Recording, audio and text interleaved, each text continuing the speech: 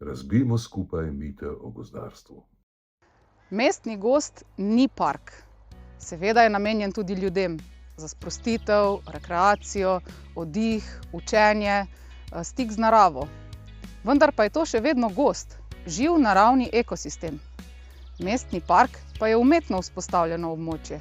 Cilj v parku je bolj tak urejen videz. V mestnem gozdu pa je cilj, da se razvija in obnavlja na čim bolj naraven način. Zato z mestnim gozdom ne moremo ravnati enako kot s parkom. Mestni gozdovi zagotavljajo številne okoljske, socialne pa tudi proizvodne funkcije.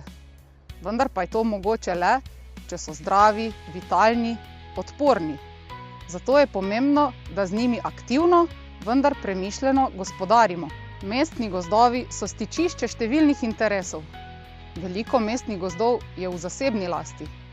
Zato je posebno pomembno, da v mestnih gozdovih sodelujemo. Stroka, lastniki gozdov, lokalne skupnosti in obiskovalci. Upravljanje mestnih gozdov zahteva veliko znanja, še več spoštovanja.